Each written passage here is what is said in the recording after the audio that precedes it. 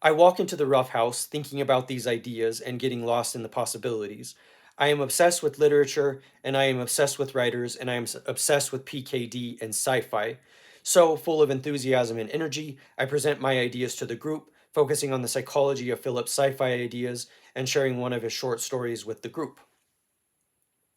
But it isn't long before one of the clients completely derails me. He says, I don't like what you are talking about in your groups. I just want to talk about recovery, but all of these things that you share are irrelevant to my treatment. I don't get what it has to do with anything, and I don't like it.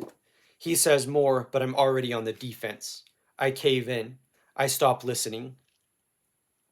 My therapist once told me that the reason why addicts struggle to maintain an open mind is because the use of substances and the desire to use restrict your point of view and make your psychology and experience and curiosity super narrow, priming you to want only the drug, placing you in survival mode rather than self actualization mode.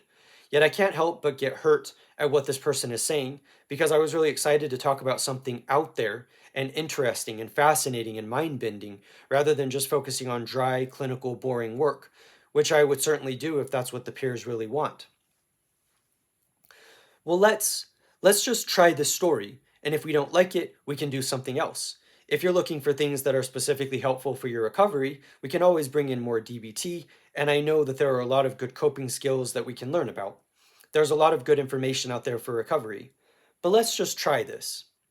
It is already over in my mind. I have already become super discouraged, and I know that it is showing, and I can't even hide it. My state of mind is obvious to the peers.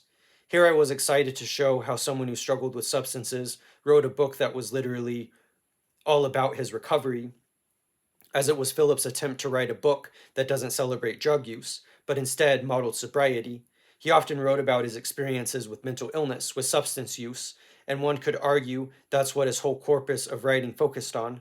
I honestly can't think of any writer who would be more relevant to recovery, but I also don't get to decide what people say and do and think. So, focusing on the story and my bubble completely burst, I continue the lesson anyway. One peer, however, says that he loves what we are going over in group. I talked about Ernest Becker and the denial of death in previous groups, and people had very negative reactions about that whole lesson plan. But nonetheless, some clients are listening, and I have to remember that not everybody walks away without anything useful whenever they attend my groups.